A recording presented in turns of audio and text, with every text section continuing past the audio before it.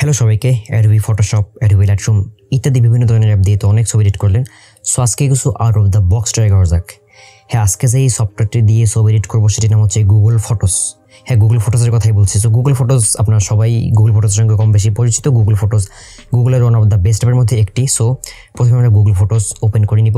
So Google ফটোসের বিভিন্ন ফিচারের মধ্যে একটি ইন্টারেস্টিং ফিচার হচ্ছে ব্লার ব্যাকগ্রাউন্ড। হ্যাঁ, এই ব্লার ব্যাকগ্রাউন্ড অপশনটি দিয়ে আপনি আপনার যে কোনো ছবির ব্যাকগ্রাউন্ড ব্লার করতে পারবেন। সো প্রথমে এই জন্য আমরা এডিটে ক্লিক করব। সো এডিটে ক্লিক করার পর একটু ডানে স্ক্রল করে আমরা টুলসে চলে যাব। সো টুলসে আপনারা সরাসরি ব্লার অপশনটি পেয়ে যাবেন।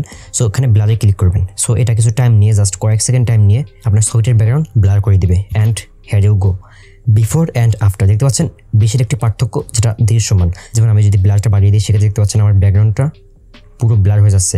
এবং সবচেয়ে বড় কথা হচ্ছে এটা জোস লেভেলের অ্যাকুরেট। যেমন অনেক ফোনে দেখা যায় যে পোর্ট্রেটের ছবি তুলে তো অ্যাকুরেট হয় না। যেমন আমি যদি সার্কেলটা ব্যাকগ্রাউন্ডে নিয়ে যাই, সেক্ষেত্রে আমার ফরগ্রাউন্ডটা ব্লার হয়ে যাচ্ছে। আবার যদি সার্কেলটা আমি ফরগ্রাউন্ডে আনি, সেক্ষেত্রে ব্যাকগ্রাউন্ডটা ব্লার হয়ে যাচ্ছে। সো এখানে পাশে একটা অপশন পাবেন ডেপথ। সো ডেপথ দিয়ে আপনি আপনার ব্লারের যে গভীরতা বা ডেপথ সেটি কন্ট্রোল করতে পারবেন। সো এটি অ্যারাউন্ড 28 ইজ ওকে।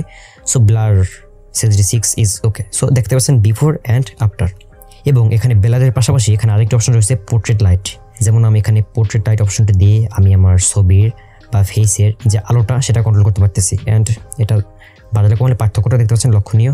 আমি বাড়িয়ে দিলাম, মানে আপনি আপনার একটি ছবি তুলছেন, সেখানে লাইট ফেসে ঠিক মতো আসেনি, সেক্ষেত্রে আপনি এটি দিয়ে ঠিকঠাক কন্ট্রোল করতে পারবেন। ওকে, সো আমরা ব্লার এবং পোর্ট্রেট লাইট অপশন দুটির কাজ দেখলাম। এবার আমরা অ্যাডজাস্টে চলে যাব। ওকে, সো গুগল ফটোসের অ্যাডজাস্টের কালার কারেকশনের জন্য আমি আমার এই আনএডিটেড বা র ছবিটি সিলেক্ট করে নিলাম। এখন আমি এই ছবিটা এডিটে ক্লিক করব। সো এডিটে ক্লিক করার সঙ্গে সঙ্গে এখানে সাজেশনে 4টা অপশন পাবেন। প্রথমটি হচ্ছে ইনহ্যান্স। সো ইনহ্যান্সে ক্লিক করলে কী হবে, আপনার ছবিটা অটোমেটিক গুগল কালার কারেকশন করে দেবে, যেটা আমাদের দরকার নেই। ওকে, সো ডাইনামিক কী হবে, গুগল আপনাকে অটোমেটিক আপনার ছবির এইচডিআরটা ঠিকঠাক করে দেবে। Okay, so next option BNW portrait. So BNW পোর্ট্রেটে সিম্পলি আপনার ছবিটা জাস্ট সাদা কালো হয়ে যাবে। So last option colour pop. So colour পাপে কী হবে, আপনার ছবিটার সাবজেক্ট বাদে আপনার ছবিটার সম্পূর্ণ ব্যাকগ্রাউন্ড বা সাবজেক্ট বাদে বাকিটুকু সাদা কালো হয়ে যাবে। টুলস। সো টুলসে দুটো অপশন পাবেন, ব্লার এবং কালার ফোকাস। সো ব্লার তো আপনারা আগেই দেখলেন, এবং কালার ফোকাস হচ্ছে ওই কালার পপেরই প্রতিরূপ। সো এটি আমরা স্কিপ করে যাচ্ছি। সো আমরা ফাইনালি অ্যাডজাস্টে চলে যাবো। সো অ্যাডজাস্টে আপনারা মোটামুটি অনেকগুলো অপশন পাবেন ছবিটা কালার কারেকশন করার জন্য। সো প্রথমে আমরা ব্রাইটনেস দিয়ে কাজ শুরু করবো। সো ব্রাইটনেসটা কমিয়ে দিব, কন্ট্রাস্ট একটু বাড়িয়ে দিব, এইচডিআর একটু বাড়িয়ে দেবো। এইচডিআর যত বাড়াবেন হবে কি, আপনার ছবির হাইলাইট এবং শ্যাডো এরিয়াটা অ্যাডজাস্ট হয়ে যাবে, বা এটার টোটাল এইচডিআর বা হাই ডাইনামিক রেঞ্জটা অ্যাডজাস্ট হয়ে যাবে। ওকে, সো এটা বেশি বানানোর দরকার নেই, অ্যারাউন্ড 45 ইজ ওকে। হোয়াইট পয়েন্টের মাধ্যমে আপনার ছবির হোয়াইট ভাবটা কন্ট্রোল করতে পারবেন। এটা একটু কমিয়ে দিলাম। হাইলাইটস, আমি অ্যাডোবি লাইটরুমে হাইলাইটস প্রচুর ইউজ করি। সো বরাবর মতো এটি কমিয়ে দিলাম। শ্যাডোস, গুগল ফটোসের শ্যাডোসটা একটু ভিন্ন। যেমন অ্যাডোবি লাইটরুমে আপনি প্রপারলি শ্যাডোস কন্ট্রোল করতে পারবেন, বাট গুগল ফটোসে সেটা পারবেন না। যেমন বাড়ালে মেজডাপ অবস্থা। সো এটা অ্যারাউন্ড একটু বাড়িয়ে দিলাম, হালকা, বেশি বাড়ানোর দরকার নেই। Black point, so black point কমিয়ে দিলাম। ব্ল্যাক পয়েন্টে কীভাবে আপনার ছবির ব্ল্যাক এরিয়াটা বা ব্ল্যাক পয়েন্টটা ডার্ক হয়ে যাবে। ওকে, সো নেক্সট অপশন স্যাচুরেশনের মাধ্যমে আপনি আপনার ছবির টোটাল কালারটা কন্ট্রোল করতে পারবেন। সিম্পলি কমালে সাদা কালো, বাড়ালে অবস্থা খারাপ। সো 0 থাক। ওয়ার্মথের মাধ্যমে আপনি আপনার ছবির যে টোটাল হোয়াইট ব্যালেন্সটা কন্ট্রোল করতে পারবেন। যেমন বাড়ালে টেম্পারেচার বেড়ে যাবে, কমালে টেম্পারেচার কমে যাবে, বা ছবিটা ঠান্ডা হয়ে যাবে, কুল। 0 থাক। টিন্ট একটু কমিয়ে দিলাম, -2 থাক। Skin tone. সো স্কিন টোনের মাধ্যমে আপনি আপনার ছবির যে স্কিনের যে কালারটা বা স্কিনের যে অরেঞ্জ টাইপ যে কালারটা, সেটার কালার কন্ট্রোল করতে পারবেন। যেমন কমালে ডিস্যাচুরেটেড, বাড়ালে ওভার স্যাচুরেটেড।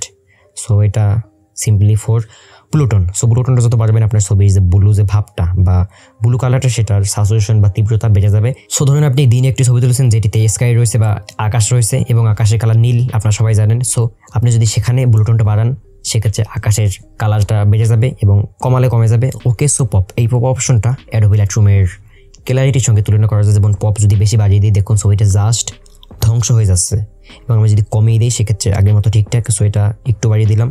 সিম্পলি এটা জাস্ট বেশি বাড়াবেন না, যে কোনো ছবি হোক এটা বেশি বাড়াবেন। এটা বেশি বাড়ালে জাস্ট ছবিটা ওভার এডিটেড একটা ফিল আসে, আর কিছুই জাস্ট না।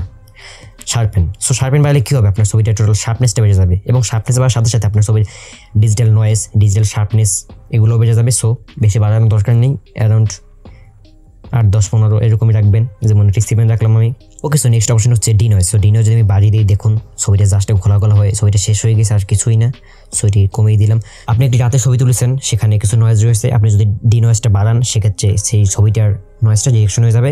দিনের ছবিতে এটা ইউজ না করার পরামর্শ রইল। এবং সর্বশেষ অপশনটি হচ্ছে ভিগনিটি। এবং একটি কথা আছে, সর্বশেষ হাতির খেলা, এবং এখানে ভিগনিটিও তাই। কেন আমি বলছি, যেমন অ্যাডোবি লাইটরুম বা অন্যান্য অ্যাপে আমরা যে ভিগনিটি ইউজ করি না, সেক্ষেত্রে কী হয়, ছবিটার একদম মাঝ বরাবর ফোকাস রেখে বাকিটুকু ডার্ক হয়ে যায়। বাট গুগল ফটোসে কিন্তু সেটা ভিন্ন। গুগল ফটোসে কি হয়, আপনার ছবিটির সাবজেক্ট বা মেইন ফেসটা ফোকাস রেখে বাকিটুকু ডার্ক করে দেয়। সো দেখতে পাচ্ছেন বিফোর অ্যান্ড আফটার। এবং অবশ্যই নিঃসন্দেহে বলা যায় অন্যান্য অ্যাপের ভিগনিটি থেকে গুগল ফটোসের ভিগনিটি অনেক স্মার্ট এবং আসলেই জোস। ওকে, সো দেখতে পাচ্ছেন বিফোর অ্যান্ড আফটার। এখানে নেক্সটে আরেকটা অপশন হচ্ছে ফিল্টার।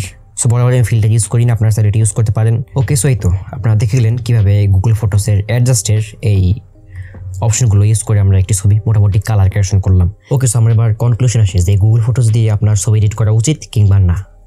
ধরুন আপনি আপনার একটি ছবি তুলেছেন বা একটি সেলফি তুলেছেন এবং আপনি চান সেটা জাস্ট কিছু বেসিক কারেকশন করে বা কালার কারেকশন করে সোশ্যাল মিডিয়ায় আপলোড দিতে, সেক্ষেত্রে Google photos is okay.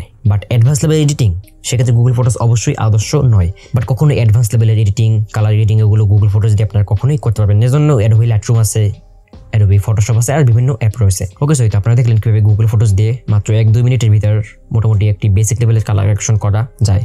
By the way, আপনারা কখনো কেউ গুগল ফটোস দিয়ে ছবি এডিটিং করেছেন কিনা কিংবা আপনাদের এই ভিডিওটি কেমন লাগলো সেটা অবশ্যই কমেন্ট করে জানাবেন। ওকে, সো ভিডিওটি আর বড় করতে যাচ্ছি না। সবাই ভালো থাকবেন, সুস্থ থাকবেন। আল্লাহ হাফেজ।